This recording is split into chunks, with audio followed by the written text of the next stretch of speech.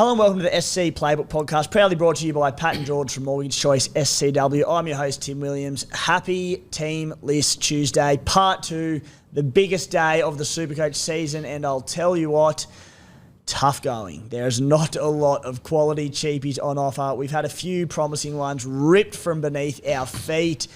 One bloke who seems pretty blasé and unfazed about it, coach of Black Lock and Load, the Spy. Spy, you're pretty happy, mate. Not worried about obstacles, mate, this year. I've come in hot. Terrell May's flying. Joe Chan's named. Obviously, Bellyache was listening to the pod last week and thought, the Spy likes Joe. Why wouldn't I put him in? So it's going my way early. 2 games into the season. Joe Chan, one of the huge winners from Team List Tuesday. Of course, we'll get to all of those shortly. Our next guest, Chairman of the Canterbury Bankstown Bulldogs, official as of a couple of weeks ago. Adam Driussi, welcome back, mate. Thank you, mate.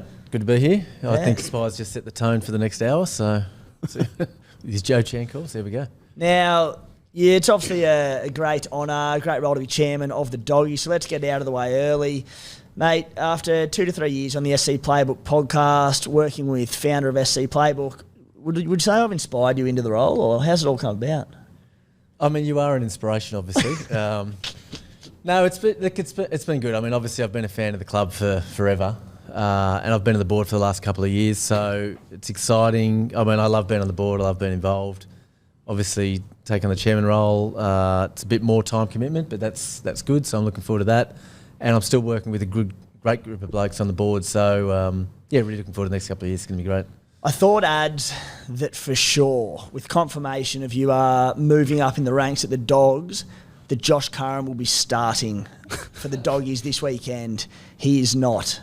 So there's your first major job at the Dogs, if you can get him going for us. You don't like Jamin Salmon?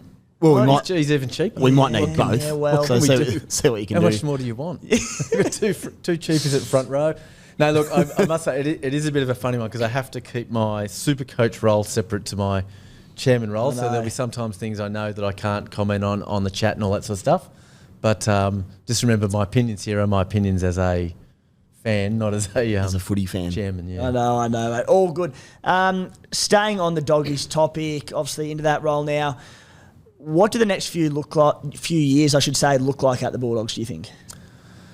Look, it's exciting. Obviously, we're in a rebuild phase, that classic word. It's challenging. It's not easy to turn a club around from being near the bottom of the ladder to where you want to be very quickly. It's actually really hard. It's not like Supercoach. I mean, Supercoach is great because every year we all get a chance to buy Nathan Cleary and Tom Trbojevic and Caleb Ponga. They're all off contract. Yeah, everyone's off contract, and we can all buy the same players, so it's great. And that's not the same in real life. So it's, you've got to be very careful about who you buy and how much you pay. So the similarities are, you've got a salary cap. You need to think carefully about where you want to spend that money in a salary cap, how much you spend on different players, and sometimes fans see a player and get upset about why you're not signing them, why you're not re-signing them, whereas maybe behind the scenes we know the cost and maybe the relative cost versus someone else.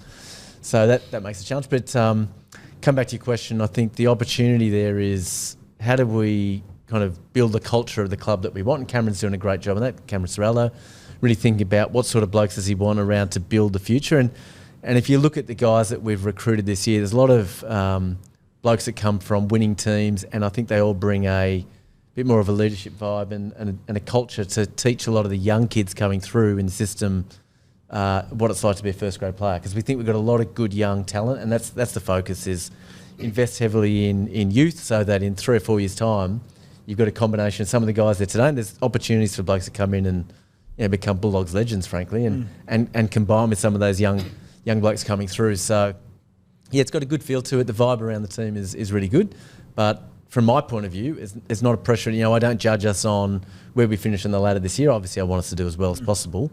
But I judge us on, are we kind of improving and developing as players so that in 2, 3, 4 years we kind of got sustained success. So, that's probably the difference in Supercoach. It's like a dynasty team in Supercoach. You've got to make the right long-term decisions. And you've got to think several years out. You've got to think, well, if we sign this player now, is that going to create an issue for us with some young gun coming through?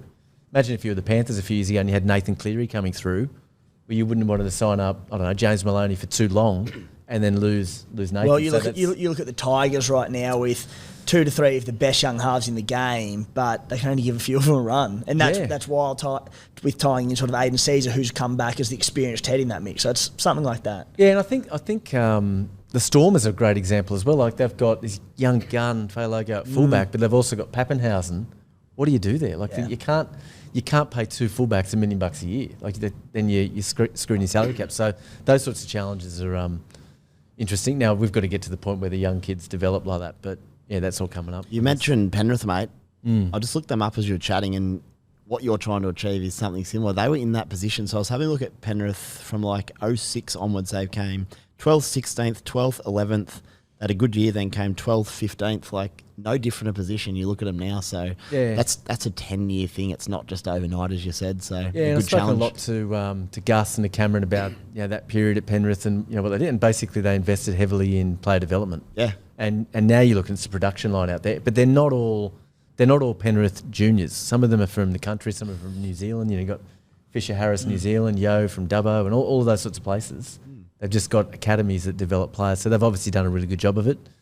Clearly, lots of teams are trying to do the same thing, but yeah, that's where we're putting a lot of our focus. So if you look at our young sides coming through, which I know not every fan does, but there's a lot of exciting young talent. So. Yeah, and that's it, mate. The future. The bloke you mentioned there, Gaskell, we all know the story, but being there, done it, the infamous 5-year plan at the Panthers and where they've ended up now.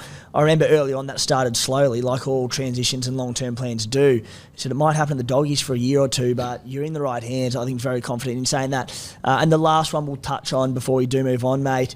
Stephen Crichton named skipper of the club. Everyone I've spoken to in and around that club since he's arrived there, apparently he's just hit the ground running, just a born leader. You mentioned, signing players coming from clubs with success.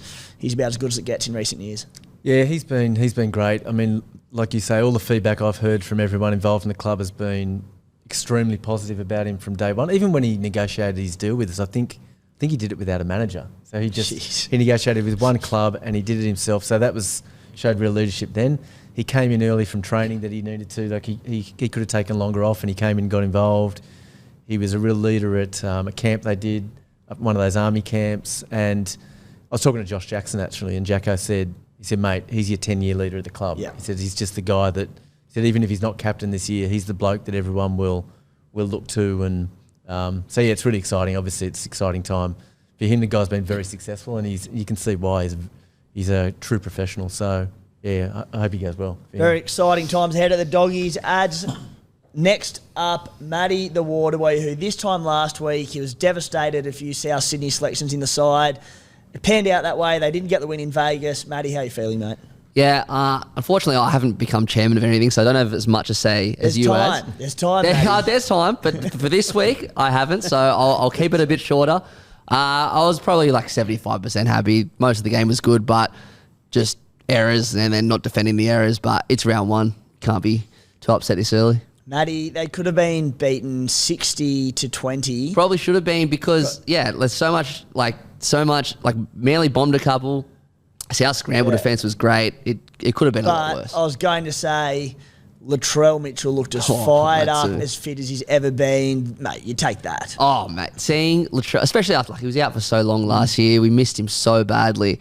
And then by the end of the year, he didn't have enough time to get back into it. But now, full preseason, starting fresh, it was wonderful to see. And last up, before we get stuck into the show, Desi Creek on the show last week copped a bloody pounding in the comments. People saying that he was drunk, all sorts of things, asking the question. It's like they must have tuned in for the first episode of the year, first listen, because Desi lost half his tongue in a incident that was very, very scary, car crash at the back end of last year. So cut Desi some slack, pour some cold water on that one. To be doing a podcast after losing half your tongue, pretty bloody good spot. I think the issue is actually more he was having a bit of a go at me, which was bloody funny and good fun, but a few of my supporters we're pretty tight-knit, just getting around him. So it's all right, guys, lay off, Desi. We should warn everyone, though. Timmy has come in hot under the collar himself. Hey. He's pre-show, he's been pretty fired up, so I'm looking forward to what we get in this I walked in, tried to suggest a few things, had to move chairs. Well, unlike you clowns, Teamless Tuesday's here, and it all becomes business for me. And that's why I've finished in the 1% about 8 times, and you've done it, once, twice? Crikey, once. I'm kidding, mate. I'm Unbelievable. Kidding. You go all right, Spy. Boys, let's get stuck into it. Enough tomfoolery. The SC Playbook subscription package is once again available for 2024. $40 for just the entire NRL season.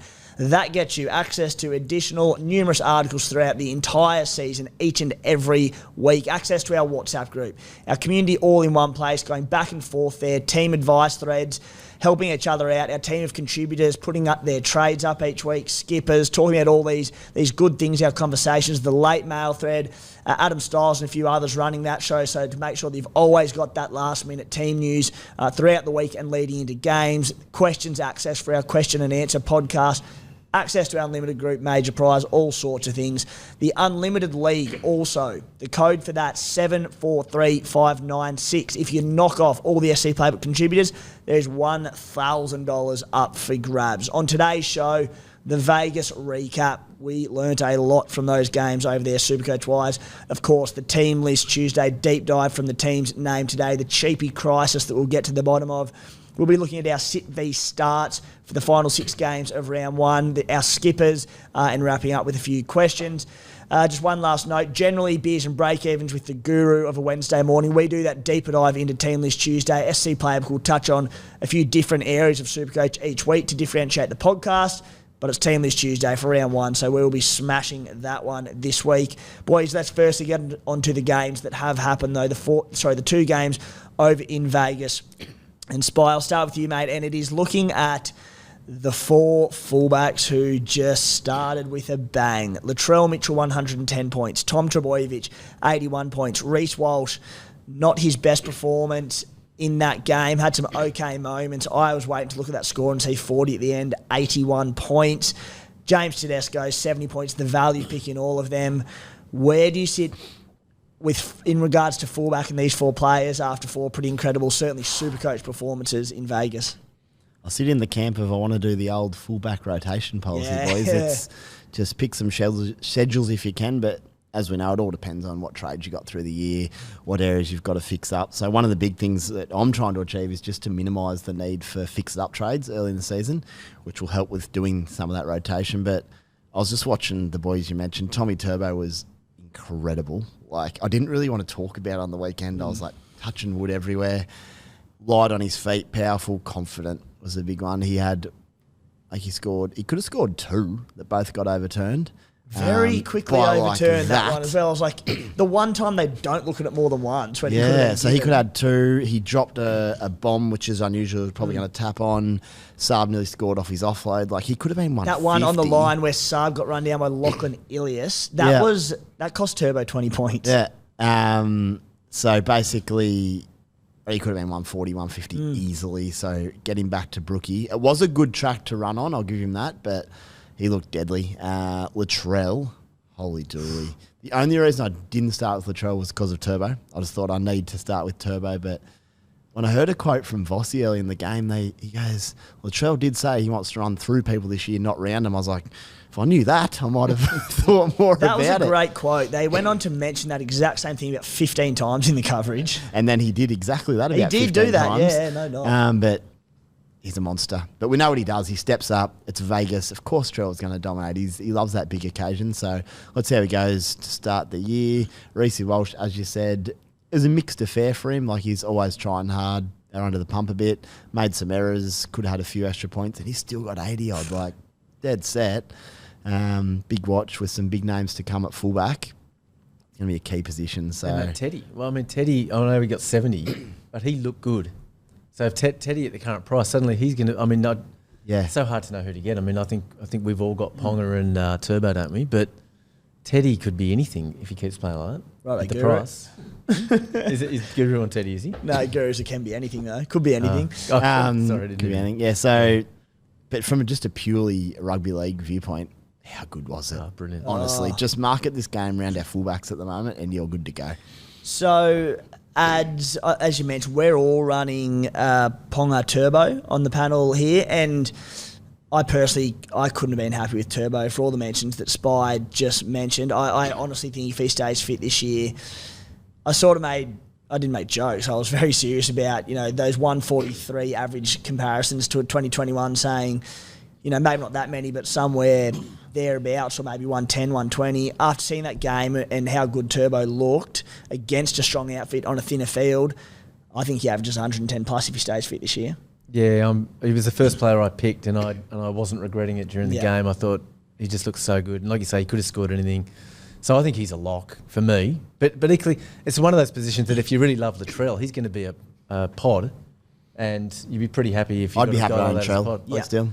And then you got Ponga, even Pappenhausen. Everyone's forgetting Pappenhausen because we don't really know, but there's just so many good options. Drinkwater, It's Joe Blake Chan's. Taft. It's Joe Chan's so side many now, good in options fairness. at So fullback. I'm just worried about the attention Joe gets. So it might be Pappy's. He might ease into it, Joe around. But something to mention on Tommy as well. He didn't actually get the line break assist off that offload. And I checked. It's because it was off an error. They dropped it close to the line. He beat a couple offloaded. Yes. So that's on any given day. That takes him to 90. Like nothing went his way. He scored 82 or whatever. None owners of any of those four guys would have been very happy with the output. Even like if you take the scores away, just their output in the game, particularly Walsh after sort of having not his best game at 81 points. But as a Tom Trbojevic owner, as you said, Adz, I could not have been happy with it. And I'm very, very happy to be on that Turbo and Kalen Ponga bandwagon so far. Speaking of Turbo, Burbo. Benny Trbojevic, 72 points. Stud on the edge, I suppose, by the sort of two questions there. Josh Schuster could be back this week. I think Burbo played about 71 minutes. A great play in CT dubs. He's owned by about 60%. With Schuster, in 2 weeks' time, every chance to come back on the bench. He may not. Do you just get Benny Trbojevic straight away? Or if you don't own him yet, and there's 40% who don't, do you sit there and wait until that third game for him for that first price rise, before we see the first price rise, just in case Schuster comes back and takes too many of his minutes? Because he could. I think I'd be happy to sit, one more week without him just to see. I'll tell you what, I don't think they're going to mess with that edge. They might. Good, huh? He looks played good. well. I feel like throwing Schuster in is going to create a whole new dynamic around Brooks, which he doesn't need. I think we'll see Schuster in the middle, boys. Could be interesting, won't it? Playing that lock ball playing role. I'm not sure what plans they got for him, but I think on Benny, hopefully just holds that edge. Try early too. Yeah. Turbo nearly It put was him off in early. Turbo. Yeah, I know. He just stood there, Turbo, he and went, could've got 100. There you go, Benny. Yeah. Try score, but He just looked good to the eye. So many times, all three Trbojevic has played well. Every time a bloke got smashed, it was either Jake or Ben smashing the. Benny was They busy looked so too. good. Jeez, he made some tackles early, so that was Yeah. good. Manly were good. Likes a tough carry. Did we all play him? Yep. Yeah, thankfully. There was a small... You'll like this, actually. Terrell May, I was sitting there. A year ago, I would have dropped him late and faltered like the coward I once was in my young days. And I thought about everything we spoke about last year. I'm like, there is no way I can drop Terrell May after having all pre-season. I was getting psyched out of it on Twitter and bloody everywhere. I was like, no, I know what I'm doing here. I'm going to back not just numbers, I'm going to back my footy eye and be like, we're good here, boys. And thankfully it came off, but I was so nervous about it. I'm backing myself this year. I said it, and you're allowed to sack me, slap me, or whatever if I don't. So we're on. Happy not to slap you, mate, but I could sack you if you don't get any good. Ruben Garrick adds 99 points at centre. Looked good. He was going at a pretty flimsy defensive edge and got some pretty easy stats there. I mean, there's two parts to this. If Jason Saab's gone for how long, Spy, do we think? I just read six maybe weeks, 4 to 6 weeks. Yep. That becomes, give us your thoughts on him at centre, because it's 1-for-1, a great result. But if they decide to put like Tommy Talley out centre and Ruben goes back to the wing in this, what looked to be a very good Manly outfit, on the wing, he becomes very interesting. I think that's Garrick, isn't he? Like we know, he's done it now 2 full seasons, and now he started again. So it's not a surprise to see him go well. I think if you want to spend big money and get a guy that's pretty reliable, he's a guy. I'm not going to spend that big money for him, but there doesn't feel a lot of risk getting him. With the goal kicking, he just produces points. And I thought he started pretty down, actually. Like Keno went through him a couple of times, but then he ended up racking up nearly 100. So that's just him. He does it every week. Remember a couple of years ago, if you didn't have him, You were dead. you were dead because he just punished you every And that's week. where it's interesting, because, again, they're not going to drop Ruben Garrick on 1 or 2 poor defensive reads at centre, but if they are trying to solve this and they think that Tommy Taliao is the best option at centre, Garrick could go back to the wing. Spy.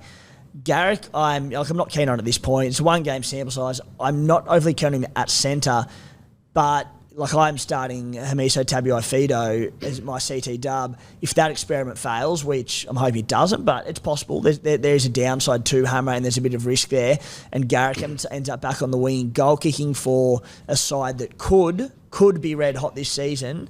Whoa. If Manly play like Manly did on Sunday in Vegas, mate, outside Cherry Evans there, I actually love him. He did it last year to the Titans. Sure, they were weak and they didn't turn up. Yeah. He scored 160 or 70 at centre last year. He's going to get games where he get opportunities to tear guys apart.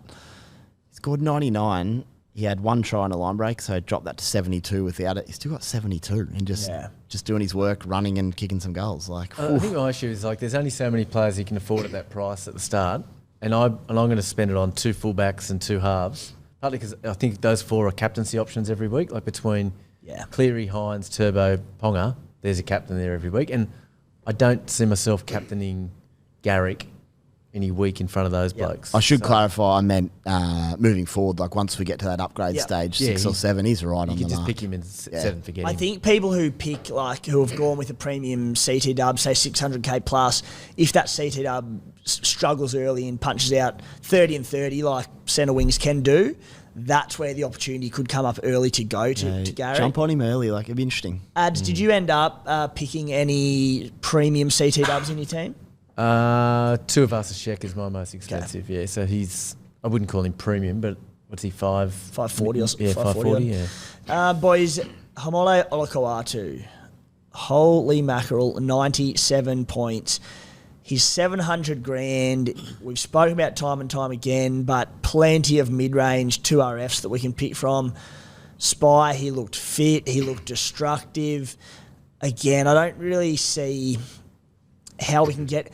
He'll be a great target once one of these mid-range 2RFs increase in value, but he's going to play a big role this season for Supercoaches, I think. Down the line could be a pod, couldn't he? He's sort of due to break out again. He's sort of already done it. He's due to do it again. I think I mentioned on a poddy a week or 2 ago, it could be the year that he goes to, maybe not quite for feeder levels, but certainly being a clear number 2 for feeder. Yep. Especially, as you said, you just mentioned Garrick running off DCE. Olakau'atu's running off him as well. I think Garrick's great for him as well. Just takes that extra tension away from him. Played very well. It's a good edge, that one, for Manly. Boys, one of the big talking points coming in, Desi Creek was very keen on him last week. Luke Brooks in his first game for Manly, 59 points. And you can look at this two ways. Obviously, there's that playing in that really troublesome 5'8" position. One way you can look at it is that he scored the late try with a line break that shot him from about 25, 30 to his 59. The other one is just the good old-fashioned rugby league eye test.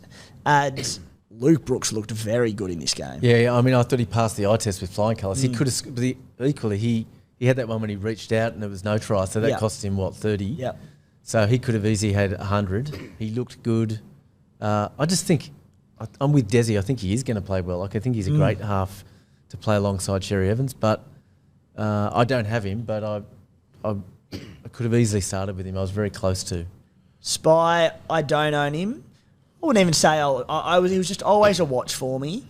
I'm not upset not to own. If I did own, I'd be pretty chipper. I'd be stoked. You'd be a bit nervous prior to that late try just because it didn't go his way. It was a little bit like Turbo, actually. He looked pretty comfortable. I was sort of chatting to one of my mates this week, and my issue with Brooks has always been, unleashing a backline, his ball playing and all that. I don't think's very good, and his end to sets isn't necessarily great. Doesn't have to do that. No. Cherry does all that. Tommy does that. He can just run, tackle. He's a huge effort player. He's a good athlete. He's fast and strong.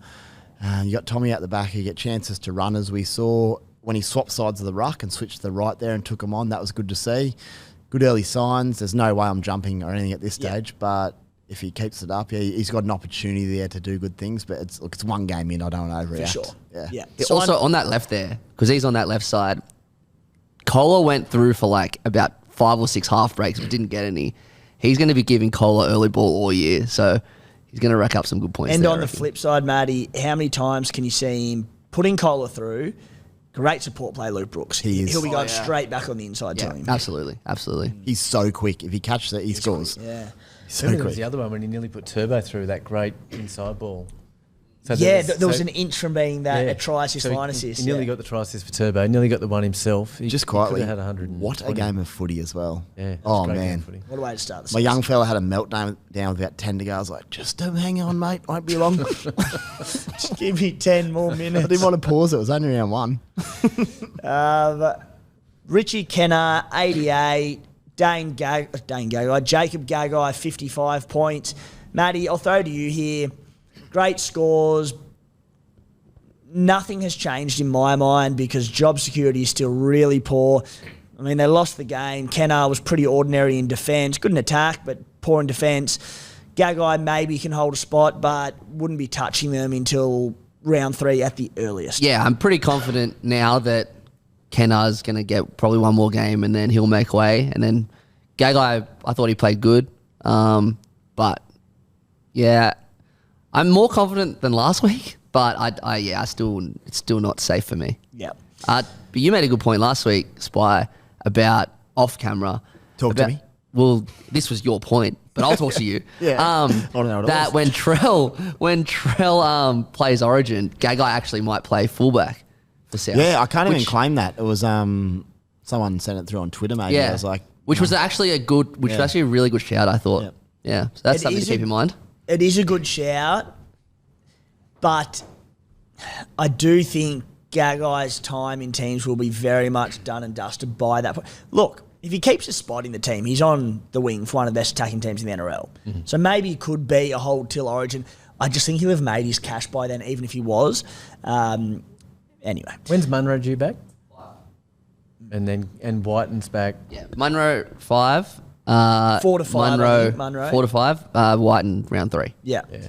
So just happy to give it another week with Gagai, certainly. And if he kills it again and he's about to make a ton of cash, maybe just bite the bullet. And even if he gets dropped for Munro, whoever it might be, you hold on to him for that good cash rise to come if he's got a negative 50 break even. we might need some cash, boys, looking at things. So, yeah. Spy, Sean Kepi, we'll tie 2 in together here. Sean Kepi, 41 in 40 minutes, no offloads. Pretty much exactly what I expected from him. Owners will be disappointed, but also the prospect of potentially more offloads to come could push it to 50. Jai Arrow, 39 in 53 minutes. Did you end up getting him or not? I didn't, luckily. Not luckily, but he got busted first run of the game. Then hurt his shoulder. I was like, oh. 2 different looking And one of my injuries, things with Arrow that I was a bit hesitant because he'd sort of been a placeholder there for a while. He can cop an injury. He plays tough and he gets through it a lot, but it did seem to affect his game to me. Like, he carried out the game. I don't know about your thoughts, Matty, but he wasn't like overly threatening, tackle busting, offloading. He looked like he's just doing a job. Yeah, exactly. after that. But as you said, he got injured in the first tackle and then he got injured again. He's He just looked like he's the just a middle warrior. that he is. Yeah, exactly right. Oh, seriously. But a wait and see. I mean, if he plays next week, there's no need to panic because he could still get his minutes, and I think it's a game you put a little line through just to see how he comes back. But a little bit concerning just with that injuries and obviously getting spelled on the edge, I think was the plan. Yep. So, yeah. Yeah. Front row's not great, though. Adz, I don't think owners would be thrilled with either, but also would you be willing to give them another week? Or would you be able to bite I think if you got him in there, you have to. Yeah. I mean, I think if you got him in there, bad luck. It's not a good start. Like I wouldn't start with those blokes, but I think, look, the writing was on the wall a bit for Arrow with the 4-4 bench named. I just couldn't see how he was going to get 80. 50, I was tipping him for about 60. 53 is, a bit less than we expected. Kepi, fine. Watch this space. If you can start offloading next week in 40 minutes, maybe he goes right and can make a bit of cash value. Adds Joey Manu, probably pretty similar to the mould of Ruben Garrick. Like all the conversation we just had, but 106 points, 18 runs, 5 tackle breaks, 3 offloads. It's the Joey Manu of old. Sorry, that game was the Joey Manu looked of amazing, old. didn't he? He was roaming around as well. Oh, boy. Roaming. Sorry, you go. yeah. I don't think there was a game last year where Teddy and Manu both played like that together, right? So that was what you'd expect of them.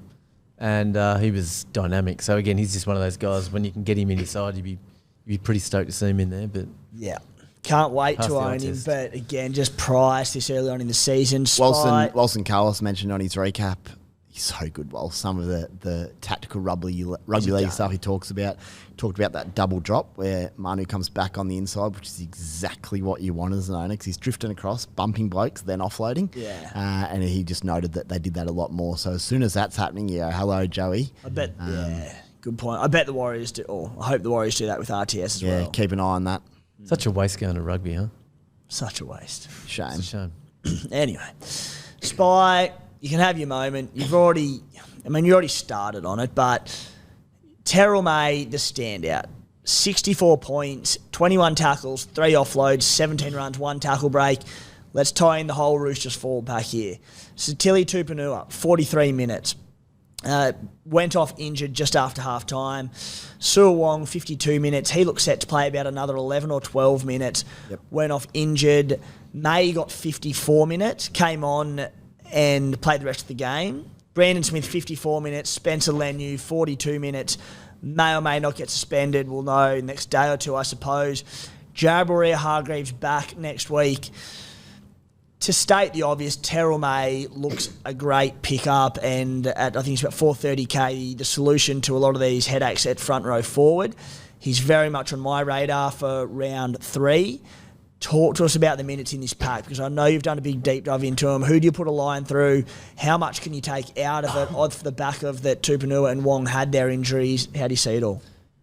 Firstly, he's just a weapon. Like, he's such a good footballer, which is what sort of the attraction came. It wasn't about numbers and minutes. It was about how good he is. But what I did the night before, I had a look. Anytime the Roosters have a bench with Sandon Smith, is it? And then an edge back row in Nat Butcher. I was a little bit worried maybe Nat goes on in the middle, but he spelled Siu Wong pretty early. Yeah. And it looked like, we don't know because injuries happen, but maybe the 3 back rowers, Tupanua, Wong and Butcher could basically rotate through.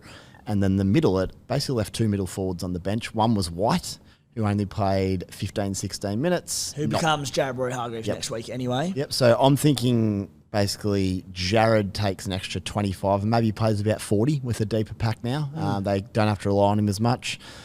Radley went to an edge for the injury, played 80. He could easily play 15, 20 less. Yep. Collins played 60. He could play 5 less. That still leaves 55 for May.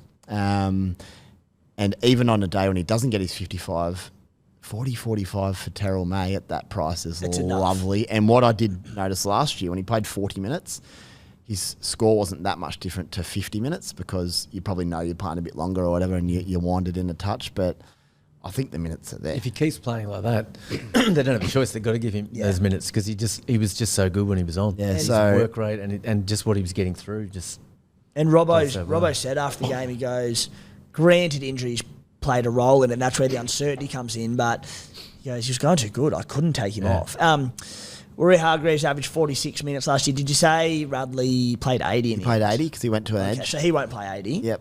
So there's Collins played 60, so there's minutes there. Yeah. Smith could come back on as well, but he played hooker, might not play middle. Yeah, I'm with you. I think regardless if he keeps minutes anything like that or not, or drops to 45, I think he's a buy. Adz, do you have him? No, but I wish I did. Yeah. So because I'm going to have to think about the balance of my side, like we were talking before. Think about being able to bring him in round 3. So I think for everyone, you want to think about your side you picked this week so that you can bring him in round 3. Because if he does that again at the price, he's just too good. Yeah. Too good an option. And to touch on some early plans and what we can do with the team list now, having some insights from the first 2 games in Vegas. Happy to throw my plan out there then. And again, teams have dropped just before recording this. Manic old day. Tore through as much Supercoach analysis as I could. Got the team's analysis up on site. I'll be updating the analysis of that after the podcast tonight with the full thing. But I'm thinking, what's his face? Palacia. I always get Piakura, Palacia, Willison. Those. Well, that's who I stuffed up with you last year on a message with like 2 rounds left. Like, he's starting. Like, it's Palacia. I was like, sorry. Pelican. Keenan Palacia has been named to start at lock for the Titans at 365k. David Fafita, the only one to come back into that forward pack to my knowledge. So I'm pretty happy to play him. And as we were sort of speaking before the show, and I'm thinking I will start Palacia there, and then in a week or two, if Palacia doesn't go any good or he's not getting the minutes, whatever it might be, pretty easy move to Terrell May. Yeah, I like the idea.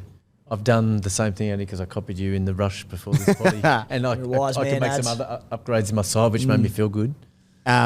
Just on the Chooks as well, I'm very happy, regardless of whether you own them, you don't, just to sit another week. Let's see what unfolds. We'll know what happens with Lenu. I don't mind getting Terrell May if you've got a real problem area, and I don't want this guy. I don't mind it either. Yeah, but you don't have to go now. You can watch So many another week blokes if you need. They got so much depth, the Roosters, in like real well. You think of the guys that weren't in that 17 that are there ready to come in. Crazy. Angus Crichton, JWH, Egan Butcher. They looked at Connor Watson, and then Dominic Young. Connor Watson Watson's the real issue, and why we need to potentially wait on all those forwards until that third week and before that initial price rise. Because if he replaces Smith, sure, he'll probably spend a little bit of time at hooker, but he can also spend time at 13 and impact that middle rotation. So many options. They are stacked. Didn't they just look a different side as well this year? Physical, confident, just and they've got a lot of young blokes. If you go watch their lower grades, they've got a lot of young blokes coming through. Like, boys, Brendan P. Kura, I'm glad, in a very small sense, I'm glad this occurred. Not for P. Kura's sake. I hope he's okay and not too dazed after his early HIA, but I'm just happy to get it over and done with in the first episode of the season. Why didn't they just bring in a HIA rule for Supercoach? I know it happens, it's a part of the game, but... I've got an update. What? I messaged Sangster.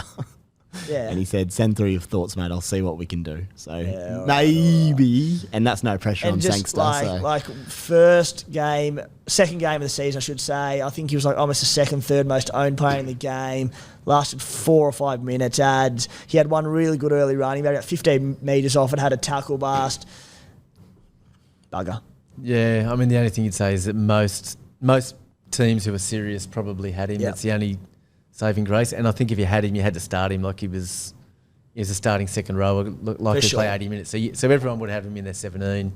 You just got to suck it up and move on. I think it'd be worse if it was like a halfback and you had a captain and it cost you the double points and other teams didn't have that. So I think we're probably largely all in the same boat. So we'll all be not a major drama. Didn't even from Supercoach wise worry me that much. I was like, both that got HIA and taken off was the highly owned guy. Thank goodness. Yeah. Anyway. Also, no pressure on Sangster. He doesn't make all decisions, but we've got bit of encouraging. He said, send it through and we'll see what we can do. So, come on. Stuff Tommy. I'll be ripping into the fella after. You can rip him. I don't know more enough and he's a good bloke. He's a legend. He's a legend, Tommy Sangster.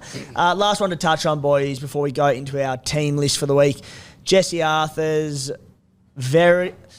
shouldn't say a very happy owner. I'm a happy owner, 376k. He's on the left edge at the Broncos. I really wanted him on the right, but with the lack of genuine cheapies, I went, you know what? We've got a bloke who looks like he's locked into a wing spot at the Broncos, although there is competition with Corey Oates. Very good footballer, outstanding in the grand final last year. I didn't actually play him because I just didn't like the thinner field, the left edge, the uncertainties, but scored 60 points, had 16 runs. I'm hoping if Oates does come in at any point for Dean Mariner, who was also all right, that Arthurs could lob on that right wing. Do you boys own? I don't. I was really close, and I just wanted to wait and see what unfolded there. My thoughts are that Cobbo's got the quickest hands in the game nearly. He's so talented. What a pass. He's like, I'll just do this. Bang. He did it in the trials and that weekend, so he'll put him in space. I like it. What a great try that was. Like, Mam's hands were quick. It was just the two of them. So I'll be pretty keen to sort of have a look at him. Wait another week, though, Yeah. Oh, definitely. Yeah. Wait a week. Guys, if you played your first pre-season game of footy on the weekend, your first trial of 2024, it was stinking hot, you got battered from pillar to post, then offered up lifts to the boys to the pub after the game, you got back to your Toyota Echo, realised you couldn't fit all their footy bags and the empty bloke tinnies in the car, well, might be time to upgrade said car.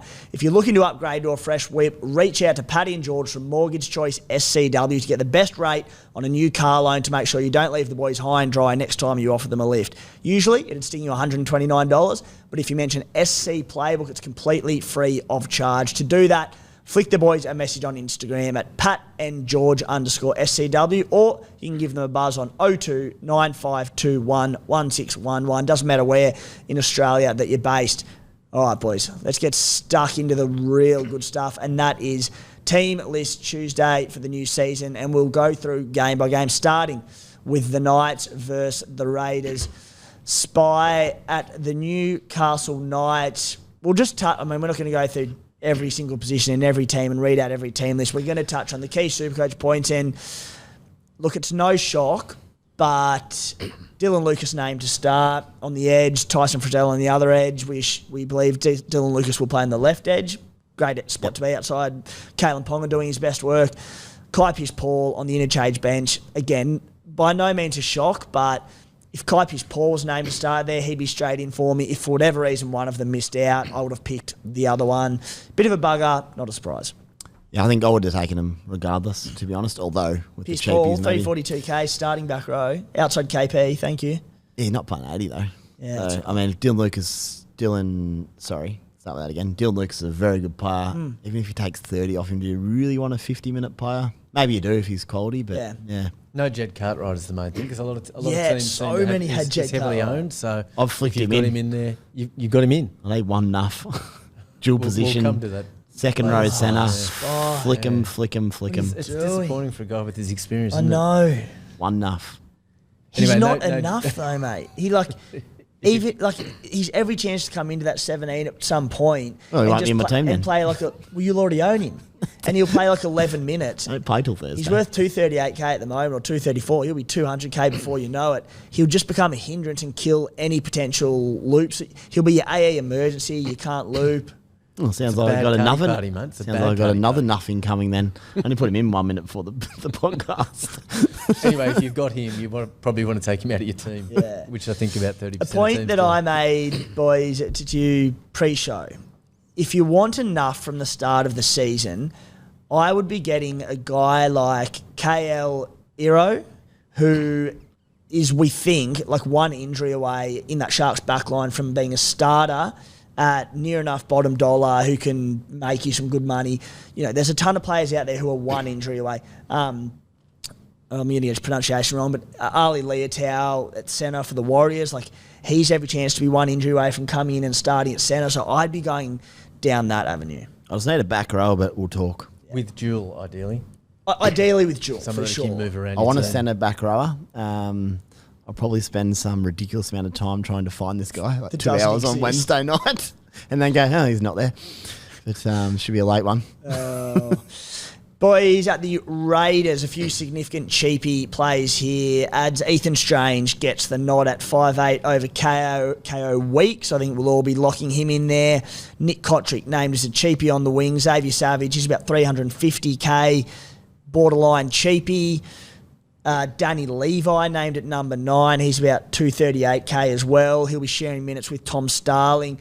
Adam Mariota, one that I thought that maybe he'd be like the best of a bad bunch in terms of cheapies in the front row forward. Named on the bench with Josh Papali'i to start. Still think Mariota could be okay, but Corey Horsburgh to come back. Surrounding these cheapies, is there anyone that you're keen on, barring, of course, Strange, who's probably the one? At the moment, I have Levi, but you were talking me out of that before the show. But I just don't know who else to put in cheap at hooker. So I've got Levi, but I don't feel good about it.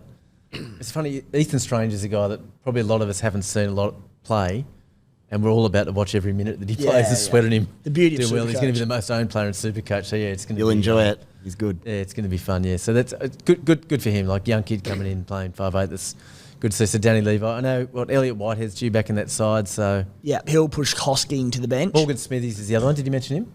Smithies, 345k. I mean, Keen? he's just immediately in for me. Yeah. Just because 345k especially after the starting teams with have a been work rate. named, 100%. So he's straight in for me. Just so much depth at the front row on that side, isn't there? Like They have so many. Yeah. I actually preferred it, and I mean, again, it'll be fine for when Whitehead does return, but Whitehead will return on the edge. We expect Zach Hosking to spell Whitehead. Probably doesn't become the 80-minute man this year for the Raiders on the edge. With Hosking on the bench, one of those three middles, Emre Gula, Mariota, Solo, would drop out, and which is a when's bit the better. horse come back? Round 3. So that's danger for Smithies, isn't it? It is. You're going to tell It me is, Smithies yeah. will drop out for Yeah. Horsburgh at lock. He could, but like Horsburgh could come back off the bench. There's every chance that the Red doubt Dog could, but he could start at prop and Papali'i comes off the bench.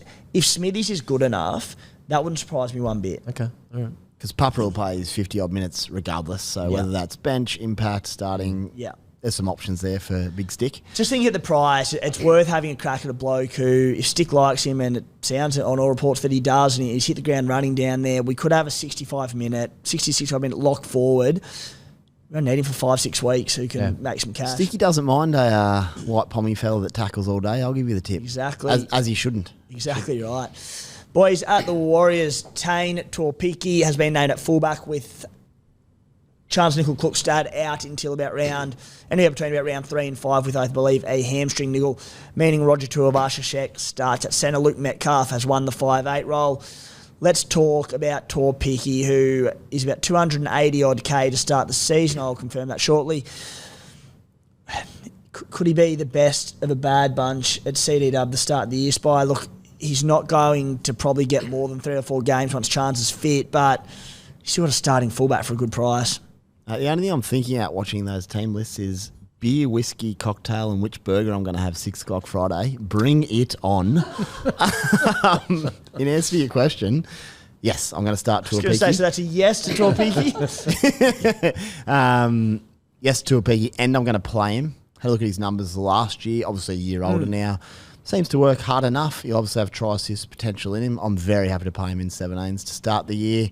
It's not ideal that he could drop out, but given Change's injury history and head knock risk because he just plays so hard, he is the kind of bloke maybe sits there for a while and potentially plays buys. And if he gets a big enough rise, sweet, I'll cash him in.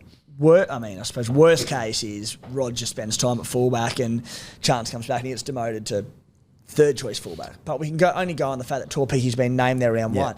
So I think worst case, Chance comes back round 3 or 4, whatever, and there's no injuries anywhere, and Torpiki doesn't get a start again until mid-season or whatever, and you're like sitting there. But again, as you said with Chance, misses a lot of games, a lot of concussions. He's that one you talk about before. He's one away, so it's good to have not someone 6 down the list. And he's cheap, 277, and he's a starting fullback.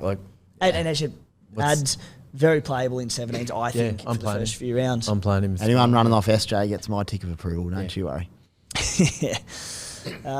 Boys, the other one here. Anyone keen on Wade Egan to start the season? I actually didn't mind it in a tough hooking position. Plenty of attacking upside to him. Freddie Lussick named on the bench Spy.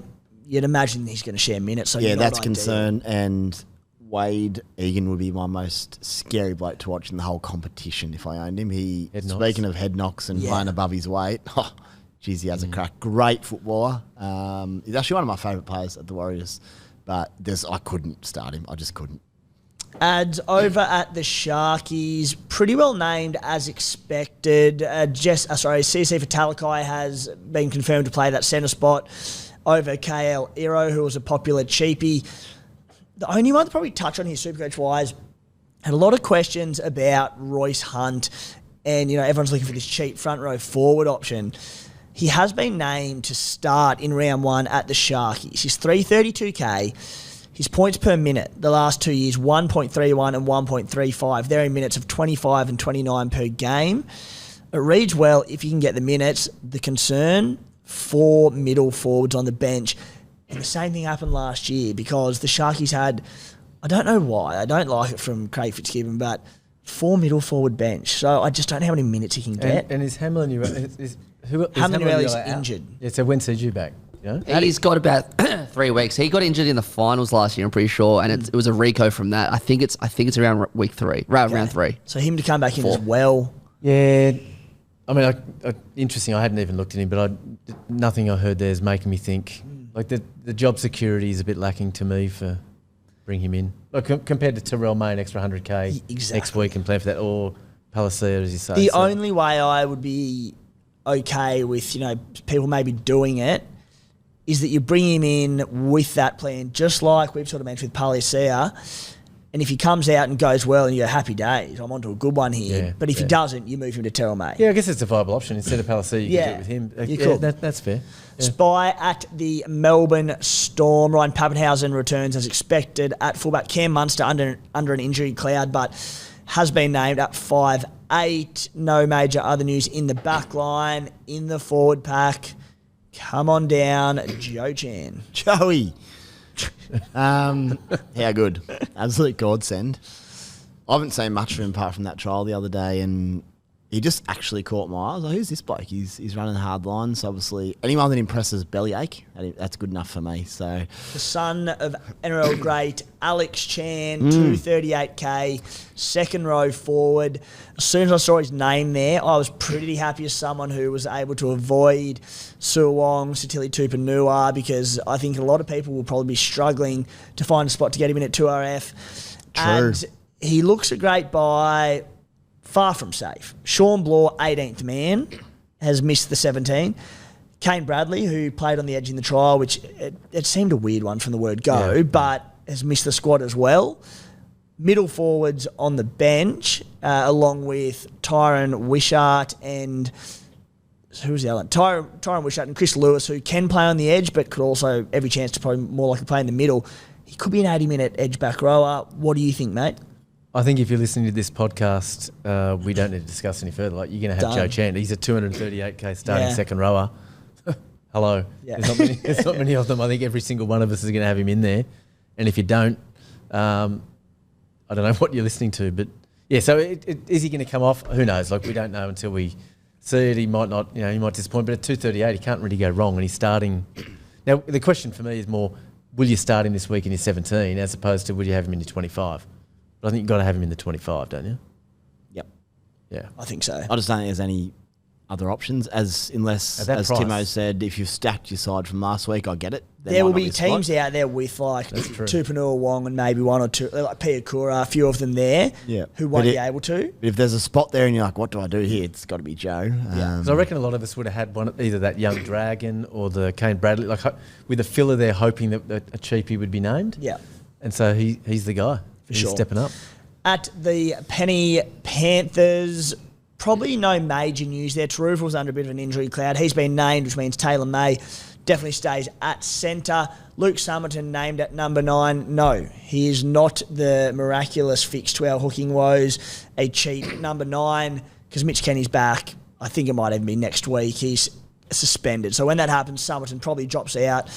Even worse, he might go to the bench and be a number 14. So I suppose the only other one to touch on there is Liam Henry. I know Guru's a big fan of Henry, but Scott Sorensen's also not been named there. Luke Garner played in the grand final last year, so he probably goes to the bench. Job security an issue, 4-forward bench. My only thing would be your 4th front rower. Who knows who that is? Yeah. So if you're just stuck and you might take a flyer that he impresses and plays 30 minutes, well, man, it's not pretty. Not early. I'm bringing, as Bulldogs Chairman, I'm bringing Terrell May into the side, but it's my Supercoach side. But speculation. But yeah, Terrell May's a starter for me at centre. Absolutely. Lock and load, Taylor. At the Parramatta Eels taking on your doggies, Canterbury Bulldogs. Parramatta, Bailey Simonson named on the wing. Mike Acevo is out for, I think it's a 3-match suspension there. Morgan Harper starts at centre. When Sevo's back, Simonson will go back to centre. In the forward pack, Sean Lane, Bryce Cartwright starting edges. I suppose the only thing here is any concern for Sean Lane now that Kelma Tuolangi was great in the trials. We did touch on it last week. I'm happy to pick him regardless, but there's every chance he's a 55, 60-minute man. Definitely concerned, but happy just to plug him in. Let's see what happens there. He's got attacking stats in him as well as work rate. Might just be a case of just trying to get him back and build him up towards those 80 minutes. He's had a pretty tough sort of 14, 15 months there. So let's see what happens. And even if he doesn't play 80 now, it doesn't mean he won't be by round 3. So fingers crossed for Shawnee, but he's too good at his best not to be playing massive minutes for that side. He literally, the last time he played properly, they made a grand final. So yeah. Brad Arthur obviously doesn't play Supercoach. Brad, we just wanted one hooker. Oh, the biggest talking point in teams, and I was about to go straight to the doggies, they've named dual hookers. Out. The big one for the pre-season, I said the biggest one coming into today's team list Tuesday was Brad Arthur going to stick to his word and pick an 80-minute hooker. Joey Lussick named at number 9, Brendan Hands at 14. Not what we wanted because everyone was desperate to fill that second number 9 slot. At a pinch, they could have played one of these guys as their starting number 9 if he was 80-minute man. How do you see it, Adz? Could you make the case? So Joey Lussick's still only about 314k for him to be your second hooker, or you're looking elsewhere at someone like Levi? What do you reckon? Yeah, no, he's changed my plans because I was going to have I was thinking I would start with Appy because I liked Appy as a goal kicker. I thought he's going to be just underpriced and one of those blokes. And I thought with Appy not playing this week, I'd be very happy to have a 80-minute hooker. But now I don't have an 80-minute hooker there. I don't really like the idea of Levi starting this week, so I've had to upgrade Appy to Harry Grant at the moment.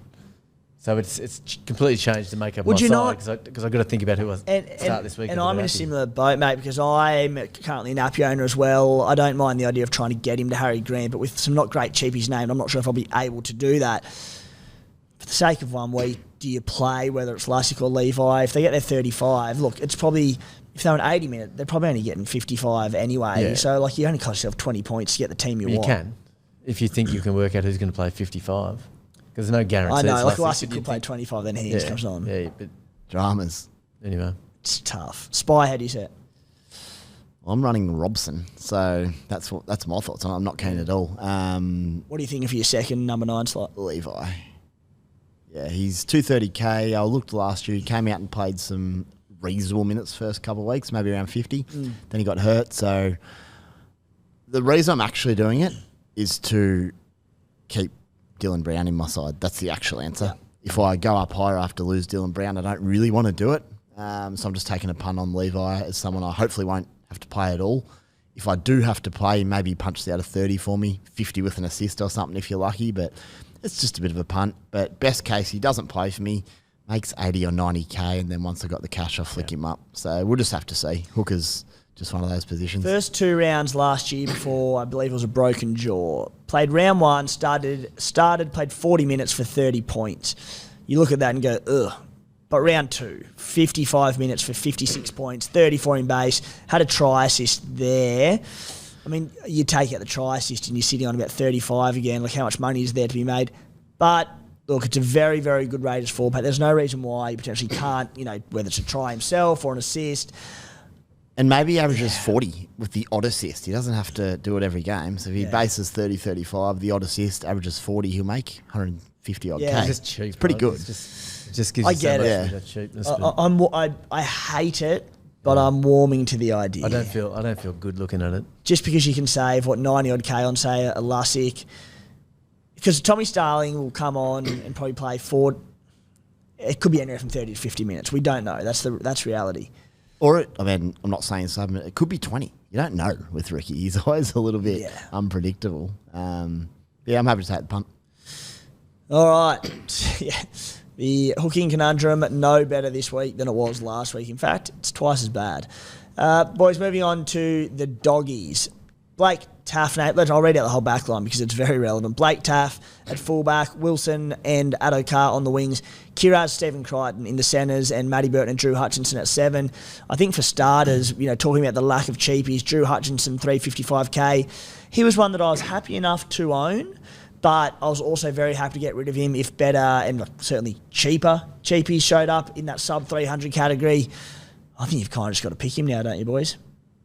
I think so. Yeah. Yep. Yep. Him. Short and sharp. Short and sharp. There you go. Done. Jacob Kiraz. Spy, you're an owner. Talk to us about him being named at centre because I'm not an owner.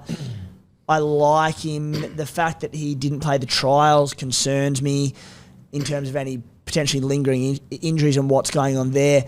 I just don't like him at centre. I want him on the wing where he can roam and do what he wants and run around like a headless chook and tackle bust and offload.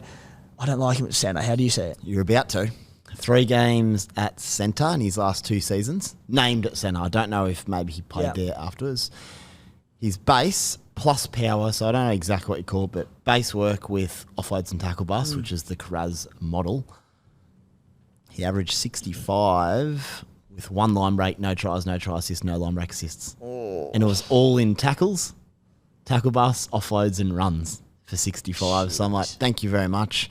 Hopefully some attacking stats come. Maybe he shifts to the wing and I've already got him and then I'm cheering.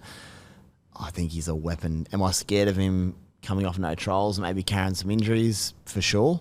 What makes me happier about owning him is if he does get busted or not named or he's just not quite hitting the straps health-wise, I can go down to any centre basically in the comp underneath. I wouldn't let that bit bother you. Cameron wouldn't be running playing without it. Yeah. Especially because you got so many options, don't you? Yeah, like I'm pretty confident he's ready to go. Otherwise, I think he almost could have played the trial if it was a game. Yeah. So I think I wouldn't. We're not rushing him back. Put it that way. Beautiful. He might get fitter, but he's With Sherry and Tracy there, no need to rush him back, No. obviously. So it's a good 2 point. games last year he played in the centres were after he'd come back from injury and Yeah. he was busting through and still averaged 65 base. I just love him, and I almost feel like barring injury or going off or something, his worst case is averaging that 60, but he's got so much upside. He's the one that, like, I'm very aware, starting with Hamiso Tabuai-Fidow, that there could be a 40-point average. There could be less with Hammer after 2 rounds. I am backing his talent in, his upside, everything about him, picking a fullback at centre wing, Supercoach-wise, that is, that he can explode. If he comes in and goes 40-40, he's the same price as Kiraz. Straight And I'm across. thinking it's a very easy across to Kiraz. Adz in the forward pack, Sammy Hughes named on the bench. It's a 4 middle forward bench is the concern. Mann, Hughes, Curran, Moran. I still think we're all going to pick him. There's not enough options elsewhere to do it. It does really put a spanner in this idea of, I know I was, pending what the bench makeup was, pending if Sam Hughes started, of running a mid-range front row forward and a Sammy Hughes with him.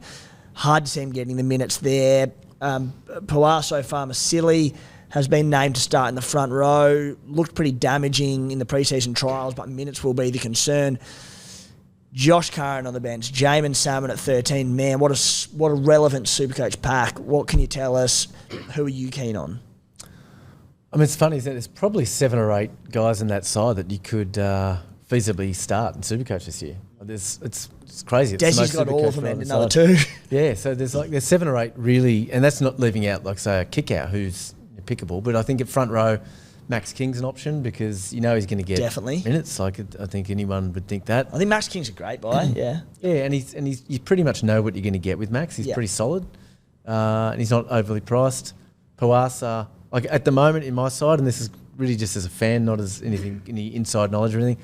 I've got Sam Hughes and Puasa both on my non-playing reserves. I wouldn't start either of them because we just don't know. I mean, Sam Hughes, I put it in the WhatsApp chat.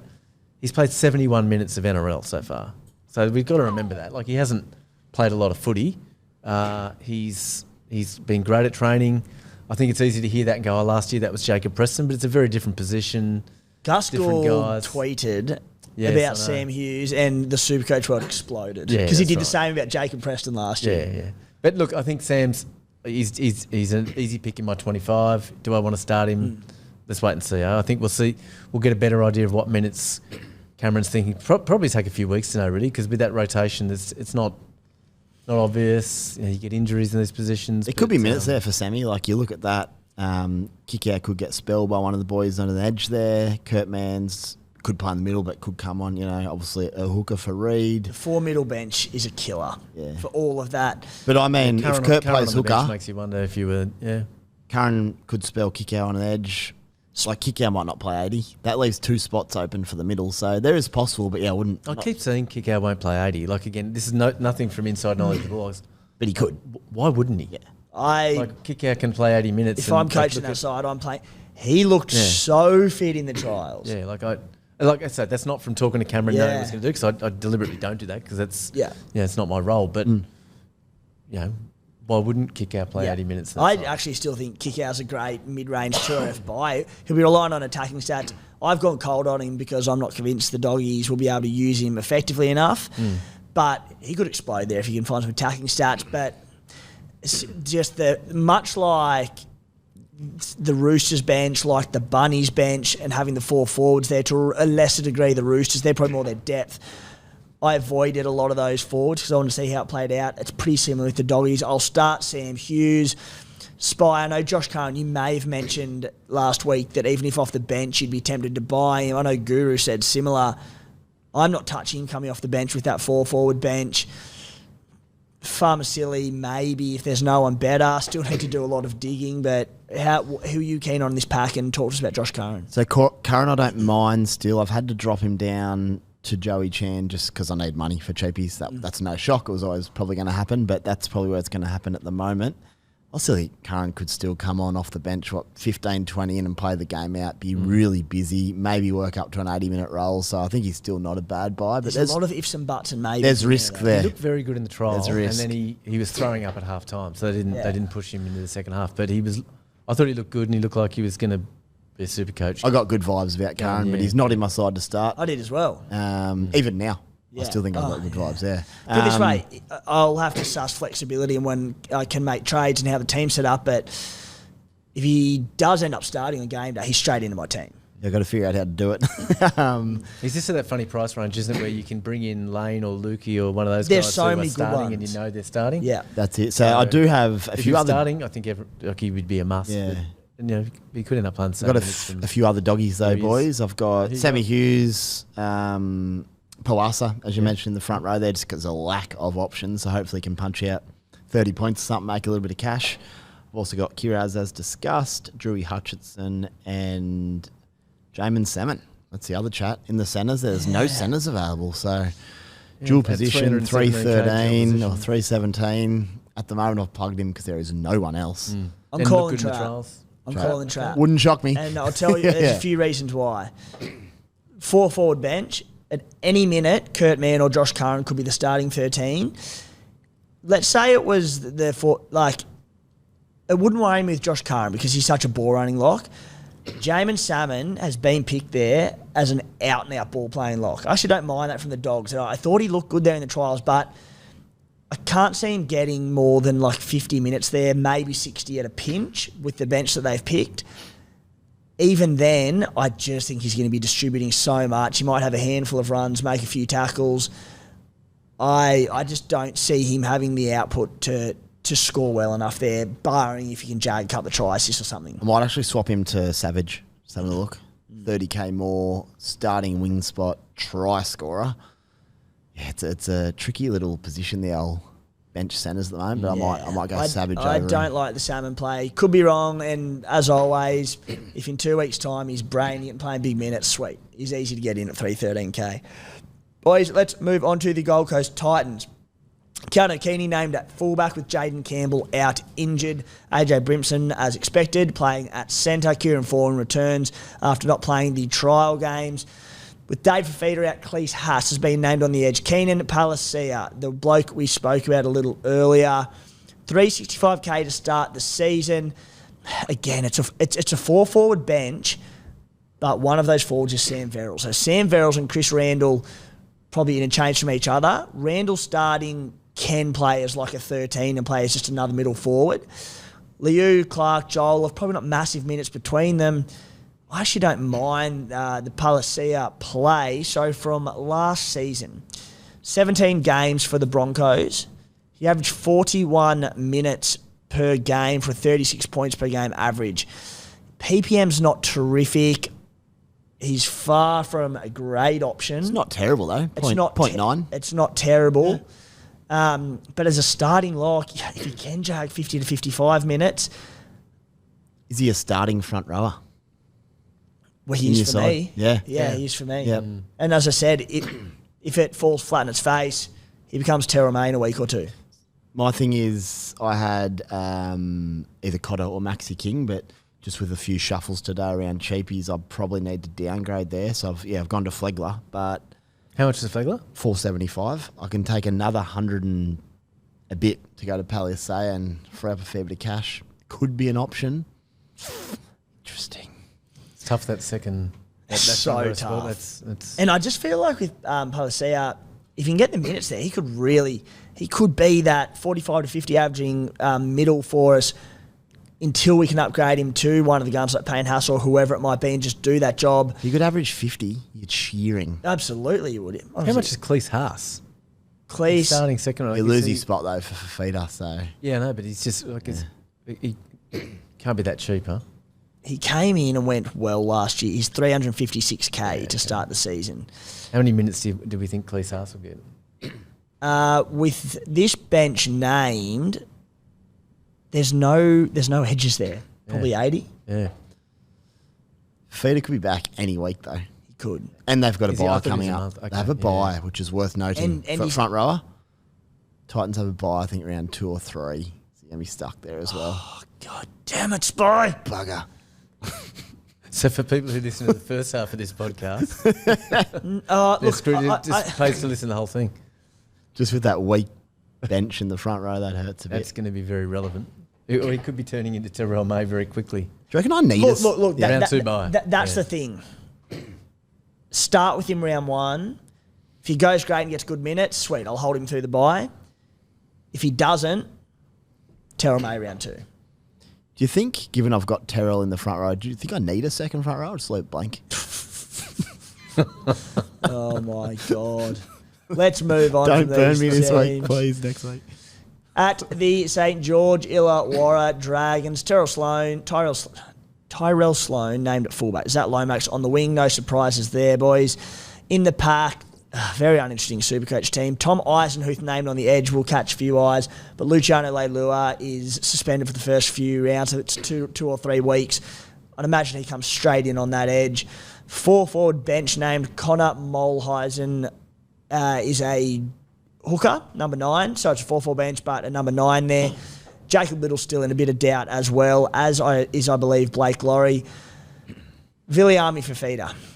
Let's talk about him. He starts at bottom dollar to start this season, a very popular cheapie. Leilua to come back in. Is he one that you can just plug there as your 4th front row forward to spend cash elsewhere? I mean, he could be, right? We're just guessing. I don't know how many minutes he's going to get versus, say, Poasa, Famasili at the Bulldogs. So, yeah, if you know something. I couldn't be less keen on him, hey.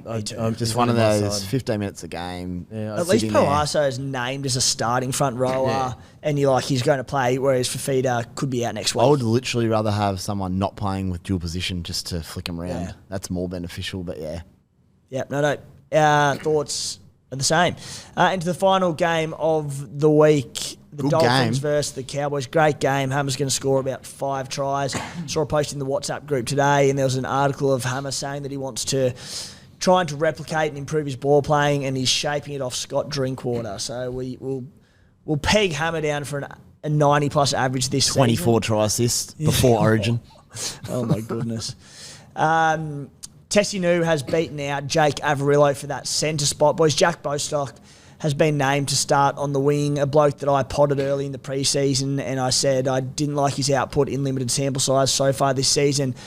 I did preface that and say that if there was a lack of CT dub cheapies to start the year, we might have to pay up for him at $314K.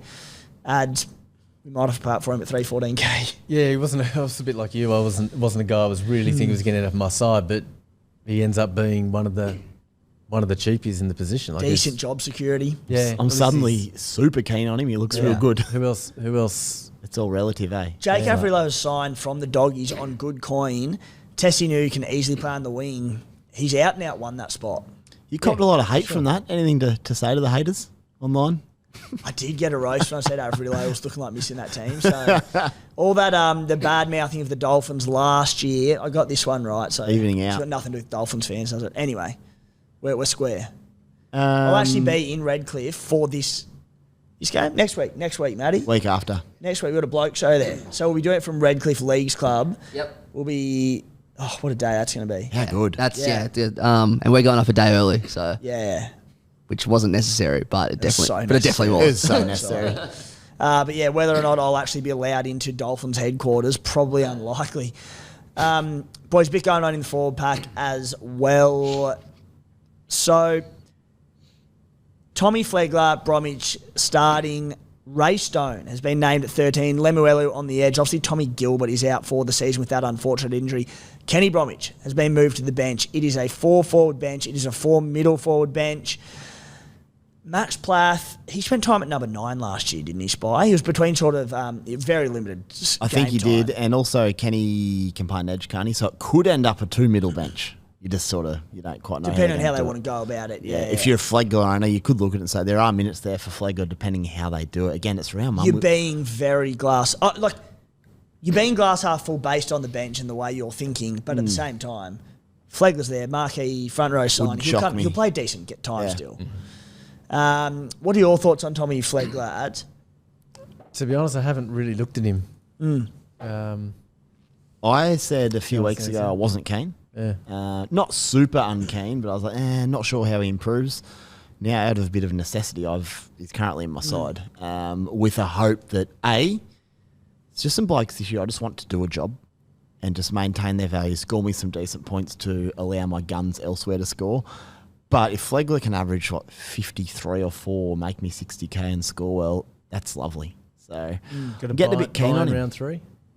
Round 3. Oh, the front row again. Gone. When I said just before that teams dropped at 4 o'clock, we started recording at 5. I was putting an article out, social media posts out.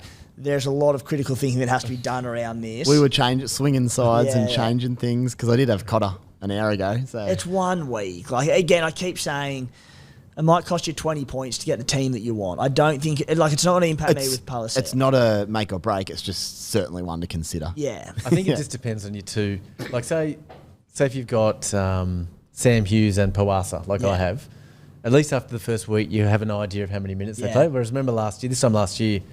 Bunch of us started with Franklin Pele on the bench, and you see him get 7 minutes. You're like, well, I wouldn't want to start him. So you just wouldn't want to be stuck with 2 guys on the bench that you think might get minutes. Who tipped us into Pele last year for the Dogs? God. Certain Doggies board member, maybe. I don't know who it was. Can't remember. Might have been Desi Creek. Had to be Desi. Also tipped you into Preston. You didn't even let me say it. A bit of credit. I was going to say that after, but yes, you did tip us into Preston. So thank you. We mate. found Jacob Preston with data, by the way. But anyway, story for another day. Love that. Shout out Scotty Woodward. Yeah, good man. Scotty Woodward and Quantium. That's a good one. Yeah. At the Cowboys.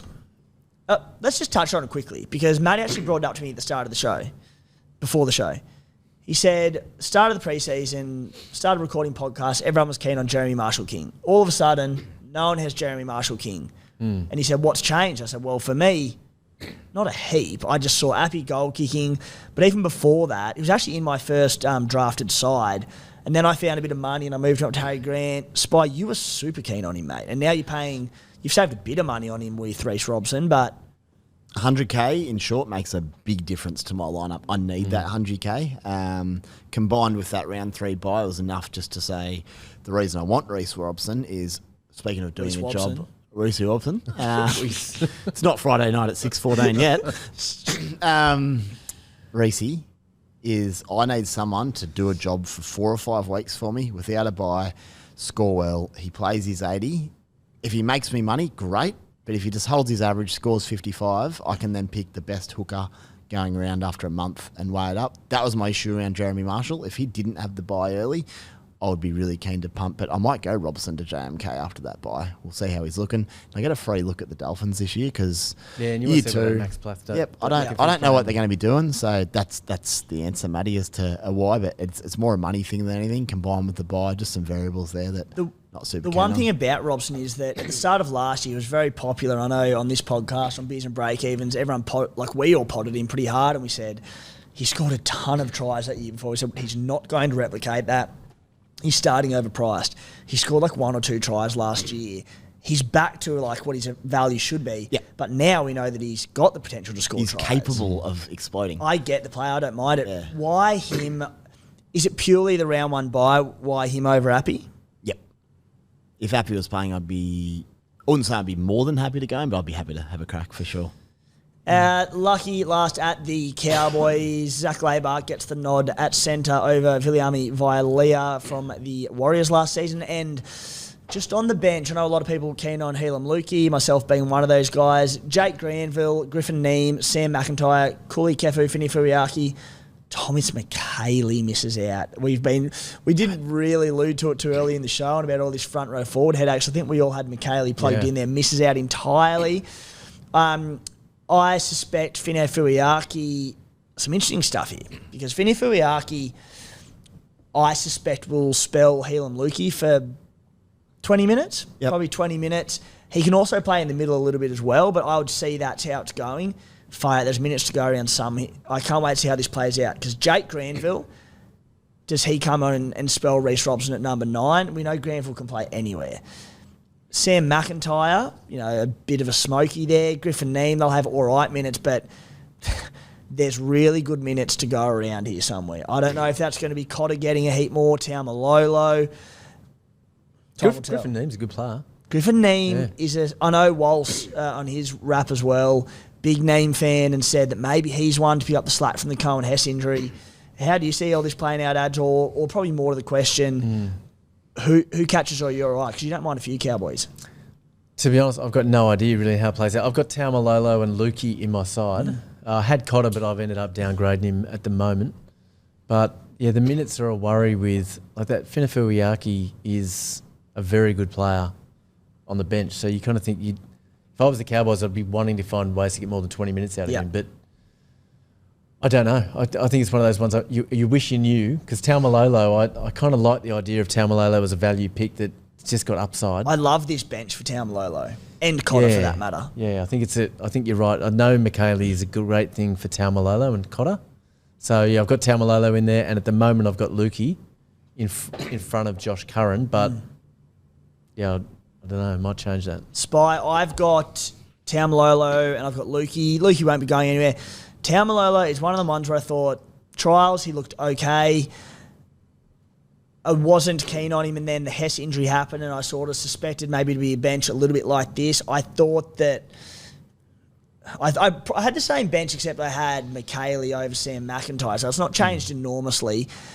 But Taumalolo is one of them gut feels where I'm going, he's available in the front row forward. If it was in the second row, I wouldn't touch him with a 50-foot pole. But this is a bloke who had next to no attacking stats last year. 2 years ago, for the Cowboys, when they were within a whisker of playing a grand final, he was playing bigger minutes. Last year, his minutes were reduced and they missed the 8. I just sit there and wonder, does he play a few extra minutes this year off the back of that knowledge, off the back of Hess being injured? So he averaged 43 points in 49 minutes last year with some early season injuries. 2022, 55 points in 58 minutes. The year before, 59 points in 55 minutes. We know he can bust a tackle. We know he can offload. We know he's capable of jagging some attacking stats. 439k, dual position, can plug that front row spot. I'm not confident on it, but gee, I see some upside. I'm so torn on this, boys. At the moment, my side looks like a Max King or Cotter, but I can go 100k, which could be pretty handy to free up elsewhere. Do Taumalolo. My issue is I watched one run of him off the kickoff in the trial and put a line straight through him. But you need to remind yourself you're not buying Taumalolo at 600-700k. You're buying at 430. So and you're also, like, I'm pretty sure last year was only available in 2RF. You're not buying him in 2RF. You're buying him front row. Front row. Unless you're the Cowboys. You're buying him for $1 million. That's it. That's it. So great player, but I'm really torn on it of whether I just take one of the Cotter or King types or just go down to Taumalolo and see what happens, because that 100k can be pretty well spent elsewhere. I'll give you the tip. He could easily average his 43. You're going to make no money. But... And again, that's not a dagger either. It's not. It's just if like... he holds value and averages 43, yeah? It's a bit disappointing, but it's not the end of the world. I think you're right. We've just got to remember we're paying for the Taumalolo of 2024 and he's priced accordingly. So you think, is there upside?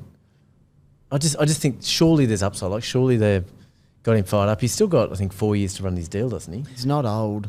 He's not old. He's like 30, and that's the thing. I'd be wanting to get value out of him somehow. I'm not suggesting this is going to happen, but there is a world where he comes out and he plays 55 minutes. He's just fully fit, fired up. There's talk of, him leaving the club and that, and he goes, no, screw you. I'm still one of the best forwards in the game. And he busts his 5 tackles a game. He has his 3 offloads and he jags some attack. And he averages 65 to 70. Again, not saying it's going to happen, but of all the mid-range upside players, give or take Terrell May now, who was incredible, there's upside there. And I love that in a front rower.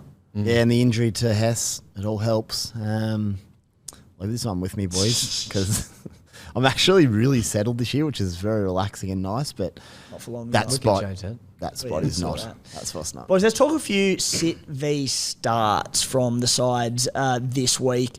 I'm sure we're all playing Terrell May there. Drew Hutchinson, going to be a popular one. Play or sit in your team, Adz? Ooh, tough one, huh? Because it depends on who your other 3 are. I'm tossing up between him and the Warriors fullback. Yeah, Tuapiki. So tossing up. I'll probably go with the starting fullback. Yeah. But obviously I would love Drew to come out and put on a ton. But to be honest, if he does that, I'll be pretty happy without a Supercoach. So Spite? I'm going to play both those boys, Adzy. Oh, yeah. Yep. Okay. Yeah. And Carraz. Yeah, man. Nice. Good. I am leaning towards playing Torpeiki over Hutchinson for the time being. Ethan Strange. Start, sit.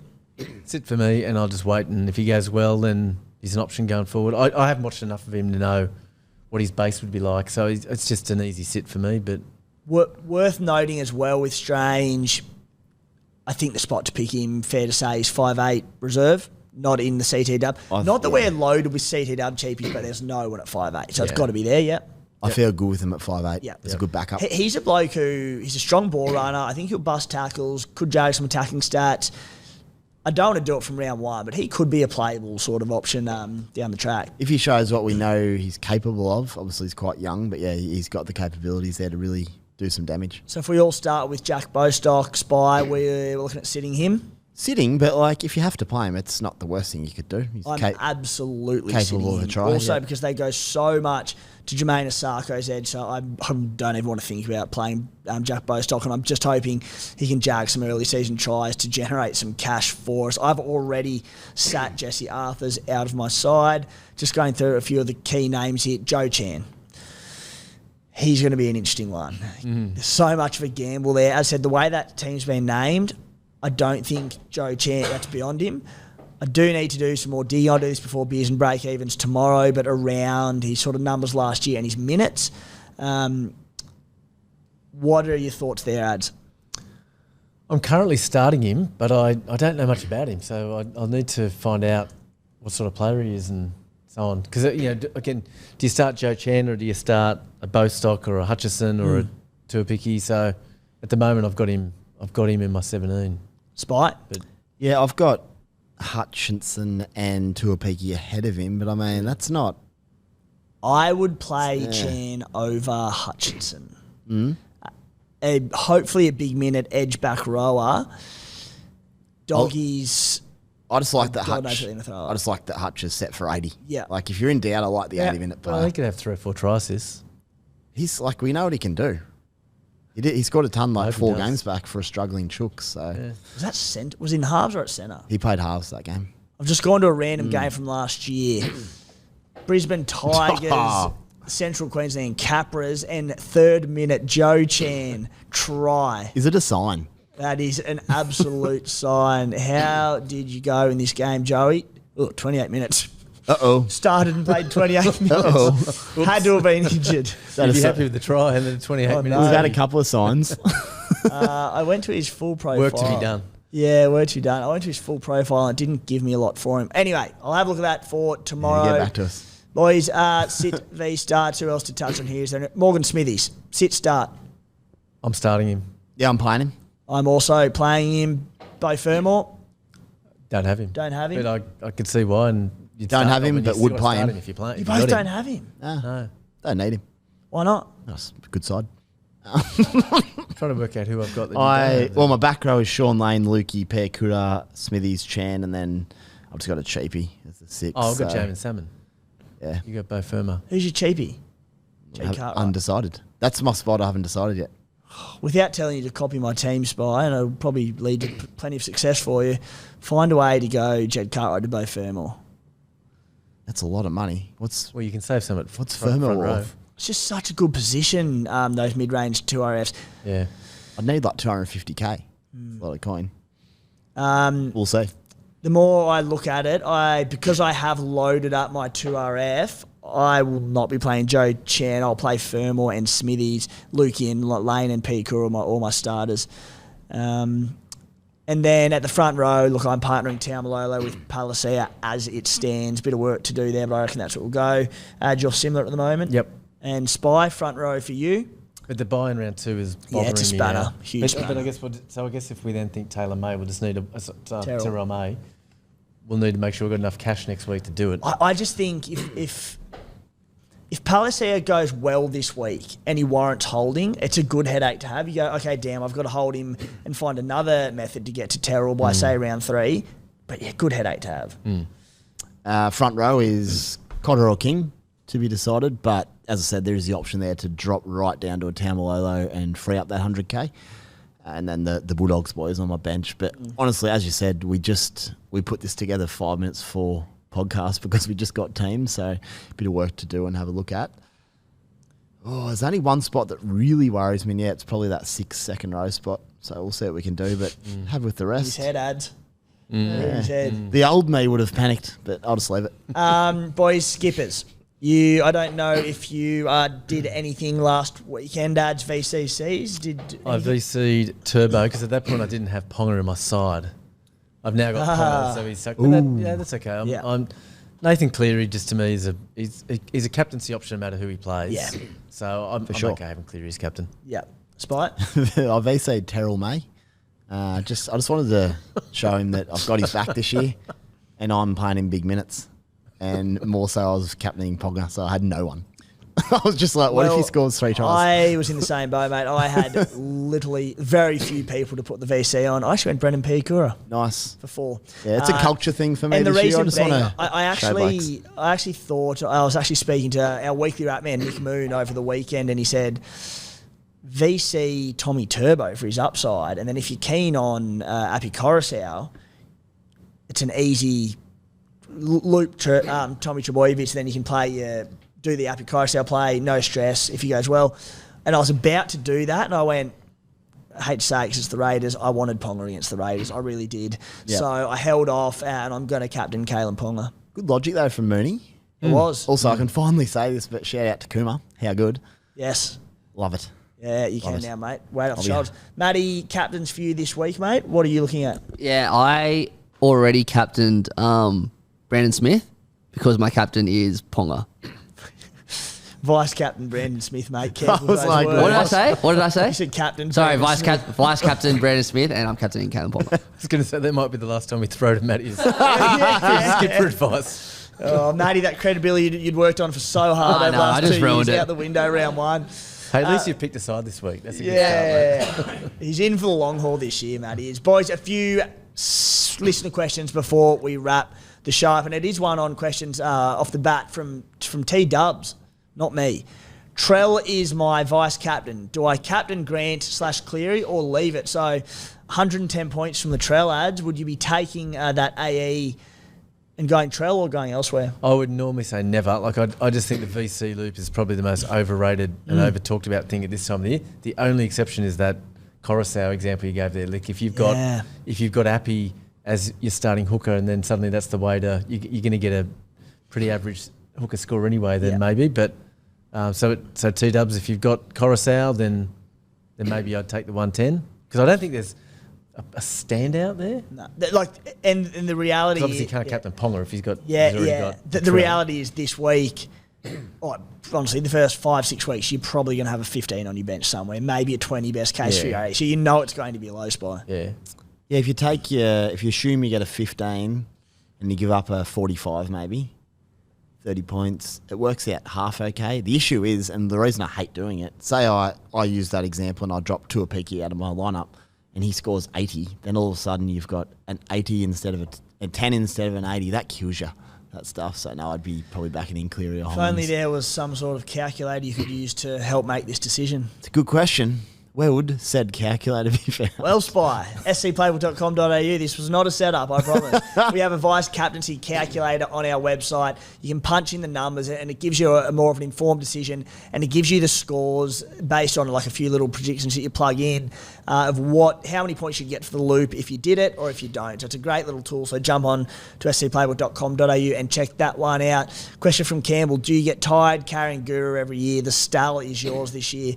Campbell, the question is yes. I'm getting bags under my eyes carrying Guru. A good note on Guru: he actually, despite being in Vegas at the actual game, he left Xavier Willison in his team. Well, it made me so happy. It might have worked out for the best for him. I know he's arsey, so it'll end up playing this play week round 2 and he's like sorted or something. But when he sent me through and told me that, I was very, very pleased to hear it. My daughter Charlotte, who will be listening from Michigan at college, she's got a good sledge with the Guru. I think I mentioned the Guru's name once. She said the self-appointed Guru. He's named himself Guru. When I said the Guru thinks this, and she thought it was a load of crap what he said. So she made a point of saying he did Brandon himself. So Charlotte goes, Love right, it. cop that guru. Yes. Love it. Yeah, we listened to this on the plane over from America Love you, Guru. right now. Next question from Mike Roki. No, it's not, because it was around Kiraz and we spoke about him already. Question from... Pull these questions up before the team list came out. So McKaylee one, no good either. Reece Hunt, we've spoken about. Good one from Jared Norris. Had Jackson Bolo, should I trade him down for Tommy Taliau if he takes Saab's spot on the wing? Thought Turbo would be setting him up for days, but another Manly winger for 200k less seems like the better option. Spy, what do you think? If you've got no trades to make, probably makes sense. The only thing is, Polo will... I mean, he might get dropped or something, but at the moment he's earned the left wing spot.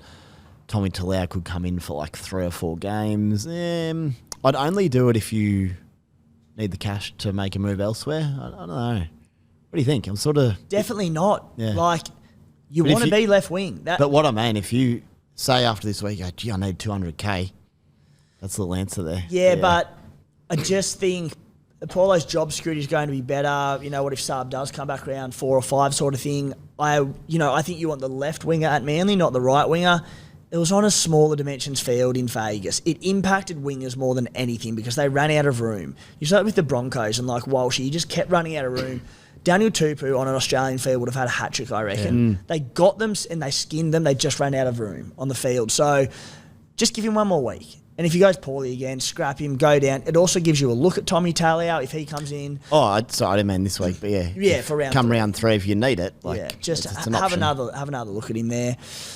Question from Lockie. Thoughts on Phoenix Crossland? This is an interesting one with Jaden Brayley out and potentially having one of the halves as the 14.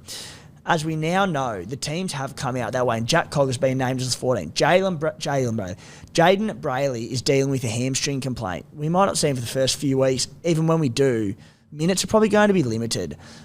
I actually had a look at him during the week, and I wasn't overly keen, Adz, but we're looking at all these hookers. He's 470k. He averaged 63 minutes per game last season for 46 points per game. Don't love it. Don't hate it.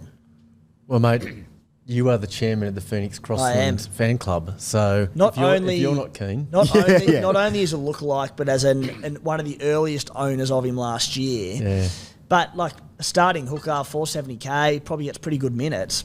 Can I tell you a story? I was on the ground last year after the Newcastle game, and I walked past him. I thought, God, it looks like Tim. I wanted to go take a photo as a joke, but the Bulldogs had just been smoked by Newcastle. So the last thing I was going to do was go up and have a photo with one of the Newcastle players, but because I thought it wouldn't have been so funny. But yeah, so look, you're the chairman of the fan club, and if you're not keen, I'm not keen. My dream is to get myself, Phoenix, and Zach Hostel in the same room. Get a photo together. He'd be good. One day. Spy, Crossland? I think he might just do about his average, so not going to kill you, but he had with Brayley due back as well, nah. Good player. He had a lot of attack last year, and I just think there's probably better options, but it wouldn't shock me. Like, with the whole he sort of was a makeshift hooker last year when Brayley got injured. He has a full season of hooker behind him, a pre-season behind him. Could be one of the big improvers there, but yeah, again. I'm surprised the Knights haven't moved Brayley on. Like, I would have thought there's a couple of clubs who need a hooker. Now that Crossland's fired. Like, yeah, I would have thought, say, the Dragons or whoever might have made a play for Brayley, because they're both... Brayley's a first-grade hooker, clearly. But Crossland was so good last year. I don't know how you could drop him from that side. They were firing. He was part of that charge, so... Boys, a rogue one to finish on. Question from Shandy. What's a typical breakfast for Timmy the Tin Man look like? Fellas, Monday to Friday, body is a temple. When you carry on a bit on the weekend, you got to look after yourself. So I'm all about the smoothies, berries, bananas, some oats, a bit of mango, whatever you can find to get in there. Nice, a bit of spinach if you're feeling really healthy. And then that just sets the platform to go big on the weekend. The biggest batch of bacon and eggs I can find Saturday morning, Sunday morning. That's where I go with Spy. What do you kick the day off with? I like your smoothie shout. I'm absolutely done, boys. It's been a big show. Veggie on toast, love it. Peanut butter on its day. Wheat Bix on occasions, but what I typically do, especially on a weekend, sometimes I'll just push through the morning because I don't get that hungry after a big night. I'll just go straight for like an 11 a.m. burger and just roll into a couple of couple of lunches. That's always good. But yeah, veggie on toast is the absolute staple. Yeah. Love it. Adz, you'd be a weird jam on toast kind of guy. Would I? Mate, Yeah. just because we can't all do the big buffet breakfast like you. Yeah, well, look. But to be honest, I skip breakfast most days actually. Yeah. But otherwise, it's Wheat Bix or veggie on toast. Cheapies all around. Yeah. Cheapies all around, but yeah. Boys, let's wrap that up for a Monster Team List Tuesday preview. Next time we're here chatting, we'll have a round in the bag, we'll have rankings, we'll have all that good stuff. Spy, thank you, mate. Cheers, boys. Adz, thanks for coming in. Busy man these days, even more so than normal, so good to have you along. No problems. Thanks, guys. Good to be here. Matty, strong over there. Thank you. Cheers, guys. Thanks for tuning in. Good luck this weekend.